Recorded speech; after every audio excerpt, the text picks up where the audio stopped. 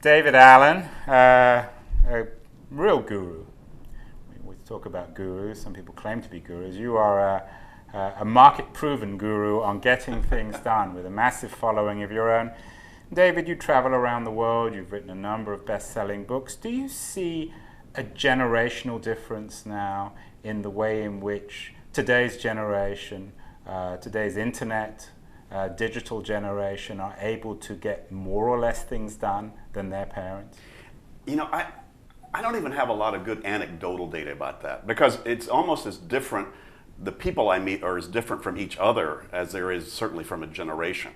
I mean, you're as different from your next door neighbor as you are from, you know, a generation of people, probably, in terms of any of this stuff. So I'm hardly an expert in terms of researching any of that. I have read, and it's simply stuff I've read, that just if you let yourself constantly be distracted, your brain loses some of its own willpower to be able to focus on something intently for a long period of time. So I have a lot of anecdotal information from teachers and parents that... Well, I like anecdotes. This is not a scientific program. You must get a lot of different responses from different age groups within your audience. Actually, I don't. They seem to all have the same issues in terms of trying to keep track of a lot of stuff at the same time, and what are the best ways to do that. And you start to feel overwhelmed, and you're going to feel overwhelmed whether you're 12 years old or you're 62 years old, if you're trying to keep track of a whole lot of things and don't have a systemic way to do that. I think there is something about kids being able to rapidly switch their attention, but to a large degree, I think that's just relaxing for kids. See, the most information-rich source in the universe is the most relaxing. It's nature, because there's so many multiple horizons. And I think kids, because they're not in nature probably as much as we were, are actually finding those multiple horizons. I don't know I understand what you mean by nature. Nature. You've ever been out in nature in the woods? Yeah, but I'm not clear on the connection between...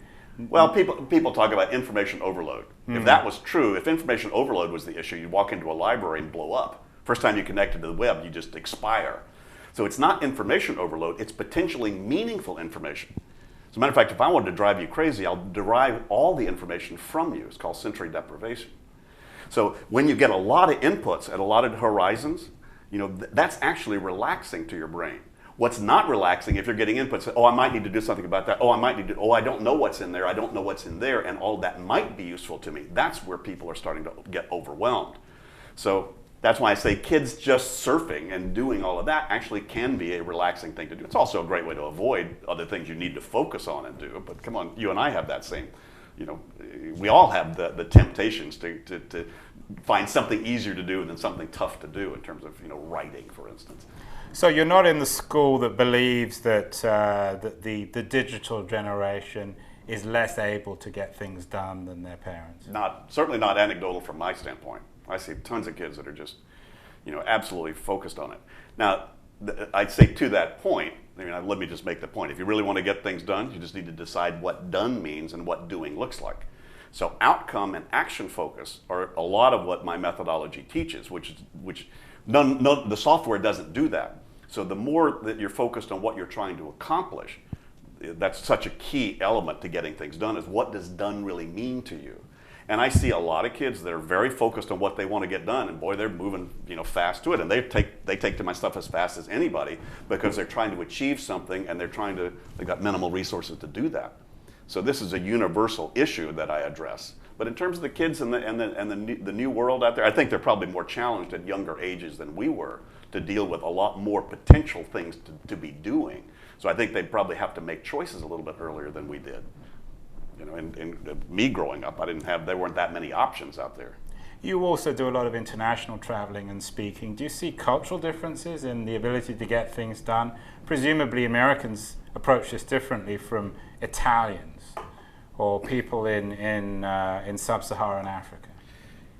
Yeah, I'd say yes. There's a yes and no answer to that. It depends. As a matter of fact, I was just in Italy. As a matter of fact, one of the things I was talking to... And they don't get anything done there, right? One of the things they wanted me to do, I was talking to 150 executives that were in a room, and one of the things they wanted me to address, this was an in-house for a large corporation there. And they said, we need to get things done faster because, you know, we've got to move past the manana culture of Italy. We need to step into the EU and really play like the rest of the sort of Germanic and UK and the Scandinavian countries, you know, are getting things done. And so I understand there's sort of the manana culture, but again, it's as different as people. You'll find people in each of those cultures that are you know, highly effective in getting things done.